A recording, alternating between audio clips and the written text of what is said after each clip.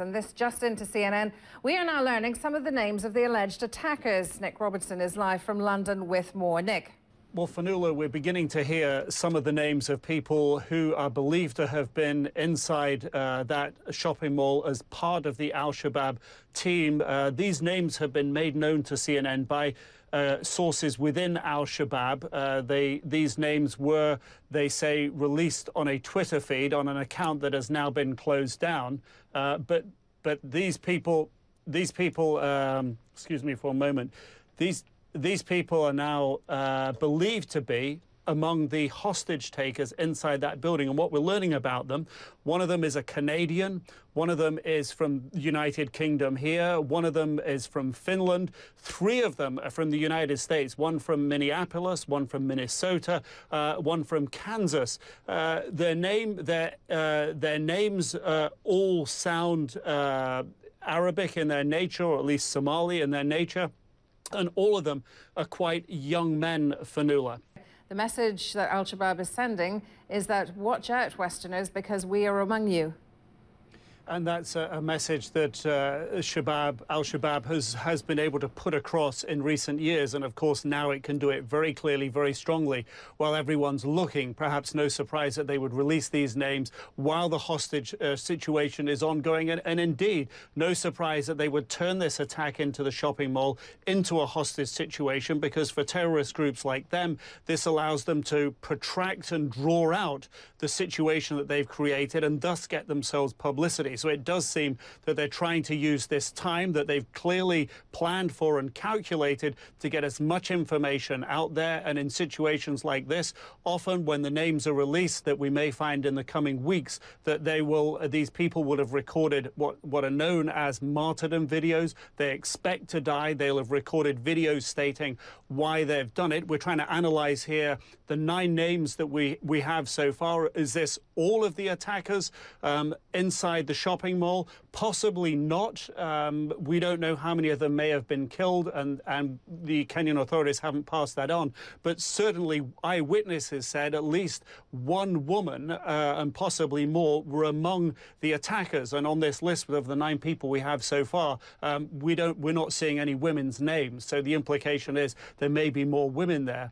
Going back over the past few years to the analysis that British intelligence officials have done, Jonathan Evans, the head of MI5, until a few years ago in 2010, in a speech in September that year, laid out clearly his concerns about foreign operatives, if you will, fighting alongside Al-Shabaab.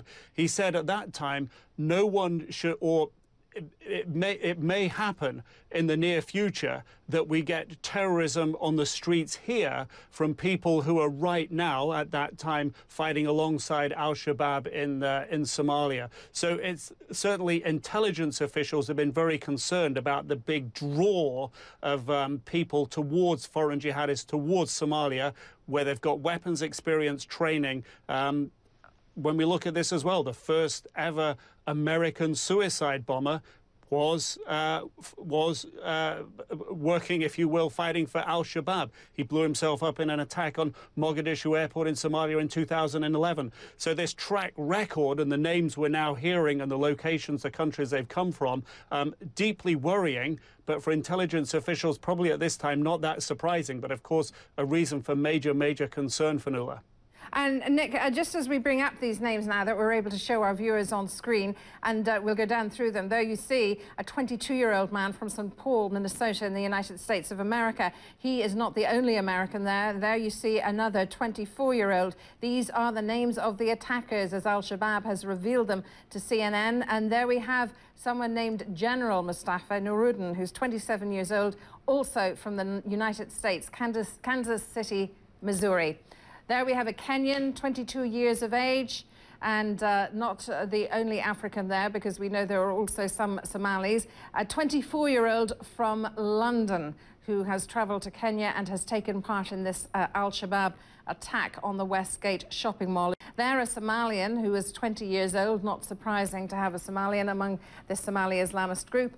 A 23-year-old man from Finland, and Nick saying there so far no names of women. Someone from Kismayo in Somalia, 25 years of age. And as we continue to see who these attackers' names are, there is a 24-year-old from Ontario in Canada. So now we have people from the United States, people from Canada, one from the United Kingdom, and we know also a couple from Somalia and one from Kenya. Now, Nick, the question is going to be that now intelligence services have concrete reasons to be extremely concerned. Will questions be asked about why chatter wasn't picked up in the last few weeks or months? And again, at this stage, we don't know if chatter was picked up. We don't know how that was interpreted.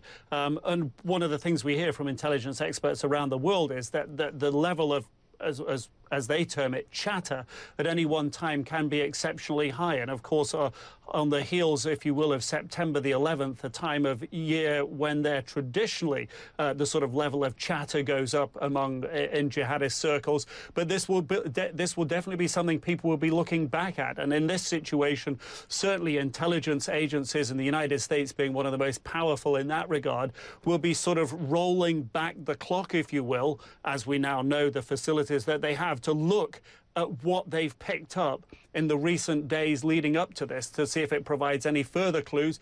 Is another attack likely? Where did this originate from? Who are some of probably the key facilitators who are perhaps now still free on the streets of Nairobi somewhere?